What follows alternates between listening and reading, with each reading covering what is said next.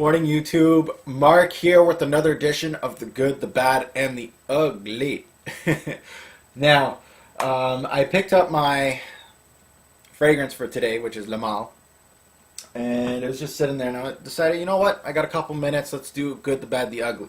Took out the rest of the Gaultier fragrances, so it is on the Jean-Paul Gaultier Fragrance House today. Now, the Jean-Paul Gaultier Fragrance House, not very unique. If you take a look at their whole lineup, you're like, okay, these are mostly vanilla-based fragrances. The same perfumier has done every single one of them, which is Francis Didier. Basically, nothing really unique if you look at this whole fragrance house. They got their top seller, Le Male, and then everybody else just falls in line, basically. We got a unisex fragrance, and we also have one fragrance that should be a unisex or even a female fragrance. I'll get back to that later. But let's get to the lineup.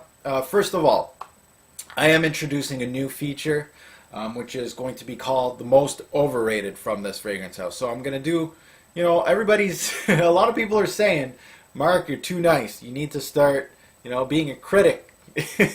So I'm going to start bashing some fragrances a little more. So the most overrated from this fragrance house. This is probably not the best fragrance house to start it off with, because I know which bottle is going to be the most overrated, obviously. But I'm going to introduce that as a new feature.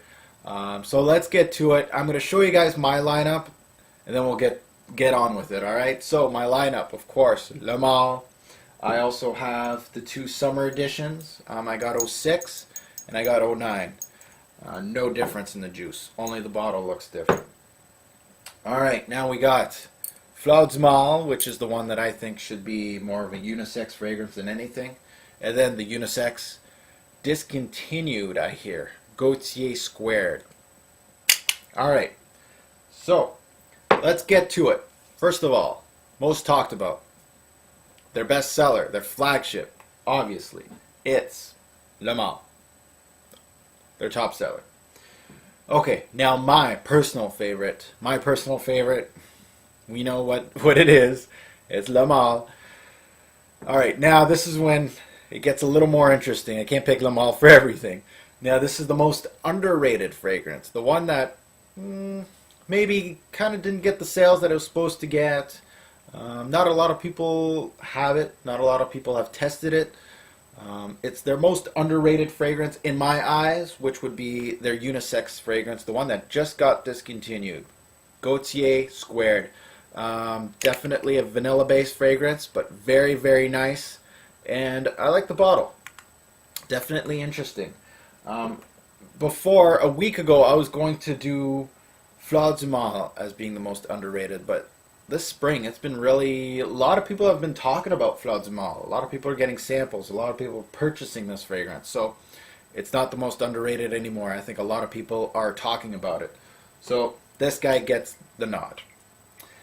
Now the worst from this fragrance house. Well, it's kind of hard to pick the worst from this fragrance house, to be honest with you guys.